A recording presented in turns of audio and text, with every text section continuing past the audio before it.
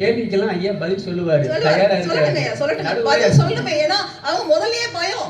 எனக்கு இன்னொரு வாய்ப்பு, எங்களுக்கு ஒரே வாய்ப்பு தான் உலகத்துல. நாங்க ஒரு சொல்லுதான் எப்போதுமே, நாங்கள் சிங்கங்கள்.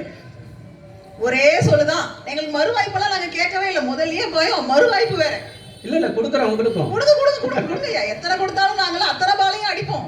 தொடக்கத்துல அடிப்போம், முடிவில் அடிப்போம், அத்தனையும் அடிப்போம்.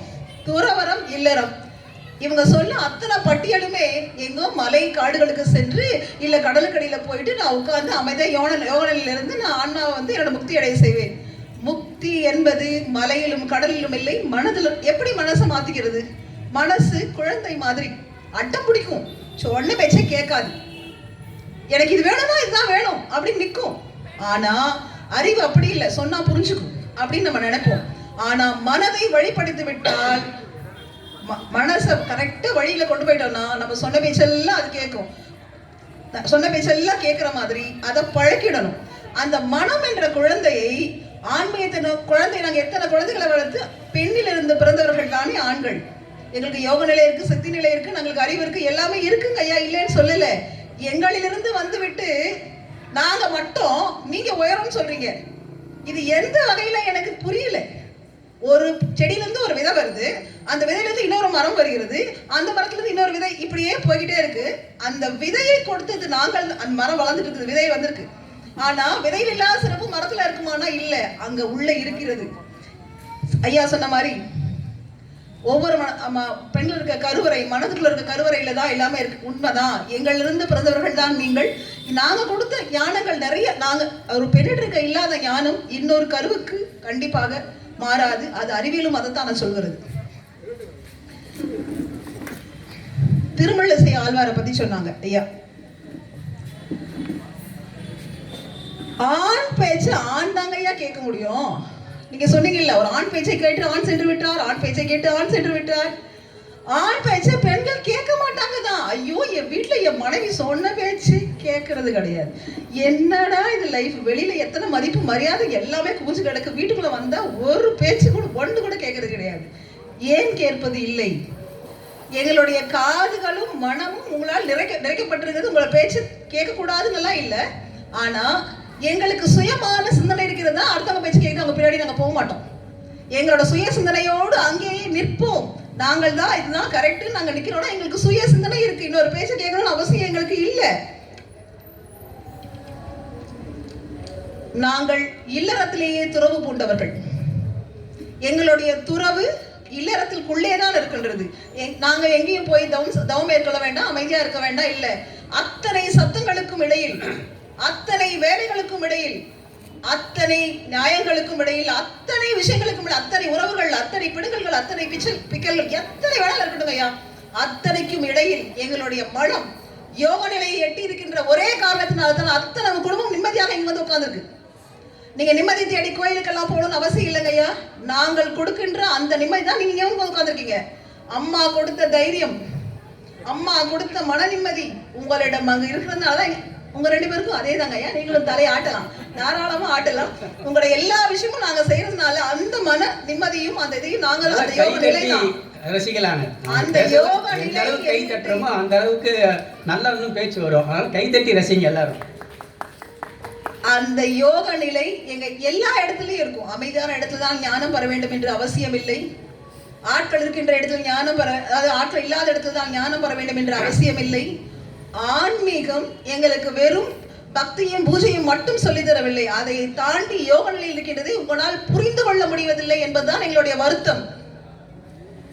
1, 2, 3 எண்ணிக்கையை மட்டுமே பேசிக் கொண்டிருக்கிற நீங்கள், உங்கள் வீட்டில் இருக்க அத்தனை பெண்களும் யோக நிலையில் இருக்கின்ற யோகிகள் தான். இன்றிலிருந்து போய் உங்கள் பார்வையை மாற்றி சிந்தித்து பாருங்கள். அவர்கள் செய்கின்ற ஒவ்வொரு செயலிலும் அந்த யோகம் வழிபடும். இறைவன்கிறது அமைதி. அந்த அமைதி அவர்கள் மனதில் இருப்பதனால் மட்டும்தான் குடும்பம் என்ற தேர் அழகாக ஓடிக்கொண்டிருக்கிறது என்று கூறி, தீர்ப்பு எங்கள் சாதகமாக இருக்கும் என்ற நம்பிக்கையில், ஏன்னால் அம்மா தான் தீர்ப்பை சொல்லியிருக்காங்கன்னு சொன்னாங்க, அந்த நம்பிக்கையில நாங்க அமர்றோம். நன்றி, வணக்கம். நடுவருக்கு சவால் விட்டாங்க அம்மா. நீங்க மட்டும் தீர்ப்பை மாத்தி சொன்னீங்கன்னா வீட்டுக்கு போனா தோசை கிடையாது.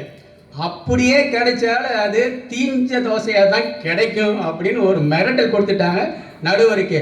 ஆனால் நாங்கள் நாம் ஆருக்கும் குடியல்லோம் நமனை அஞ்சோம் அம்மா, நாம் ஆருக்கும் குடியல்லோம் நமனை அஞ்சோம். அம்மா எங்கள் வீட்டுக்காரம்மா தோசை போட்டுக்கலாம் சுகி இருக்குது, அப்படி ஃபோனில் இப்படி இப்படி இப்படி தட்டுனா என்ன கேட்கணுமா எது கேட்டாலும் கிடைக்கும். அச்சய பாத்திரம் அந்த சுகி. அதனால நாங்கள் இந்த தோசைக்கோ சாப்பாட்டுக்கோ எல்லாம் நாங்கள் பயப்பட்டதே இல்லை. இப்போ அம்மா ரொம்ப சவாலாக ரொம்ப சூப்பராக பேசியிருக்காங்க. நல்லா கை தட்டி நீங்கள் அதை ரசிக்கணும். அப்படி ரசித்தா தான் பட்டிமன்றம் இன்னும் நல்லா சுவையாக இருக்கும். ஆக இந்த தீர்ப்பு இன்னும் எனக்கே தெரியாது நான் என்ன சொல்ல போகிறேன்னு. நீங்கள் சொன்னீங்க நாங்கள் ஆண்கள் எங்கள் பேச்சையே நாங்கள் கேட்க மாட்டோம், அப்புறம் எப்படி அடுத்தவங்க பேச்சை கேட்க போகிறோம். ஆக இப்போ இந்த அணி சார்பாக சொன்ன அத்தனை கருத்துகளுக்கும் ஐயா எதிர்த்தாக்குதல் நல்லா ஏவுகணை சூப்பராக இருக்கும். அதனால தான் அவர் முதலே சொன்னார் அவங்கள பேச விடுங்க அப்படின்னாரு. சூப்பராக இவங்களுக்கான கேள்விகளுக்கு விடை சொல்லுவார் ஐயா. ஒரு 3 நிமிடங்களில் எடுத்துக்கலாம் பேச.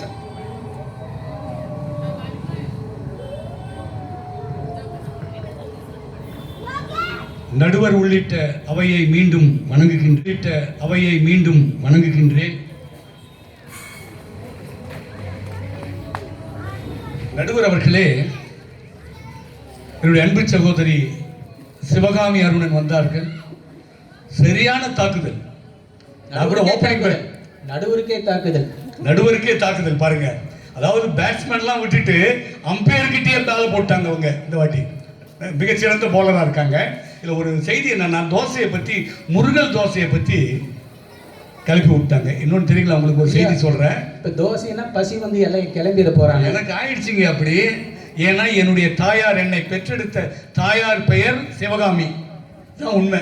அப்போ எங்கள் சிவகாமி அம்மாவை ஞாபகப்படுத்தி தோசையை வேற ஞாபகப்படுத்தி இங்கே ஆன்மீகத்தை பற்றி பேச சொன்னால் நாங்கள் எங்கே போகிறது? இப்படியெல்லாம் சாமர்த்தியமானவர்கள் அவர்கள் திசை திருப்புவார்கள் நம்மை. நாங்கள் ஏமாறதுக்கு தயாராக இல்லை. நீங்கள் எப்படி வேணாலும் போடுங்க, பாலை போடுங்க. ஆனால் சில சிந்தனைகளை கிளறிவிட்டு சென்றிருக்கின்றார்கள். ஆலயம் எது, கட்டிடம் வீடு எது? சரியான கேள்வி கேட்டாங்க. கோபுரம் உள்ள கட்டிடங்கள் எல்லாம் கோயில்கள் அல்ல, கோபுரம் இல்லாத கட்டிடங்கள் எல்லாம் வீடும் அல்ல. அப்ப எதுங்கய்யா? தமிழன் மிகச்சிறந்த அறிவாளி. தமிழ் மொழி இருக்கின்றதே உயர்ந்த மொழி. ஆலயம் என்று பெயர் வைத்திருக்கின்றார்களே, அது எது தெரியுமா? ஆன்மா எங்கே லயிக்கின்றதோ, ஆன்மா லயிக்கின்ற இடம் ஆலயம் என்று சொன்னானே. அப்ப அந்த இடம் அது வீடாக இருக்கலாம், ஆலயமாக இருக்கலாம். எல்லா கோயில்களையும் நம்ம ஆன்மா லயிக்காது. ஆனால் இந்த ஆலயத்திலே என்னுடைய ஆன்மா லயித்தது. இதுதான் உண்மை. இது ராமனுக்கு கிடைத்த பெருமை. உங்களுக்கு எனக்கு கொடுத்த வாய்ப்பிற்கு நன்றி.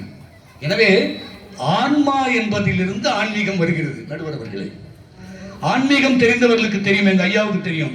ஆன்மா என்பது ஆண், தந்தையும் தாயுமானவன். அதுதான் பேரு. ஐயா, நம்ம இந்த உடலுக்கு தான் தாய் தந்தை இப்ப இருக்கிறவங்க. ஆனால் நாம் யார்? நாம் ஆன்மா. அந்த ஆன்மாவுக்கு பரம்பொருள் தான் தந்தை. அப்ப அவனை ஆணாக பார்க்கிறான். அப்ப அந்த புருஷன் சொல்லுவாங்க, சமஸ்கிருதத்துல புருஷன் சொல்லுவாங்க. ஆன்மாவுக்கு புருஷ் அப்படின்னா ஆன்மா, அது ஆண். அப்ப ஆன்மீகத்திலே ஆண் அடங்கிடுறாங்க. நான் உங்களை குறைத்து மதிப்பிடவில்லை. எங்களை பெற்றவர்கள் நீங்கள், எங்கள் மீது பாசம் காட்டுபவர்கள் நீங்கள், அஷ்டாவதானி நீங்கள், எங்களுக்கு எல்லாம் நீங்க செய்றீங்க. நாங்கள் உங்களை உயர்ந்த இடத்தில் பார்த்து உங்கள் மீதும் நாங்கள் பக்தி செலுத்துகின்றோம். ஆண்டவனை மீதும் உங்கள் மீதும் பக்தி செலுத்துகின்றோம். நம்ம மதம் சாதாரண மதம் இல்லைங்க. ஆலயத்தை நீங்க ஒண்ணு பொருள் ஆலயத்தில் நான் தான் கேட்டேன், கருவறை எங்க இருக்குது?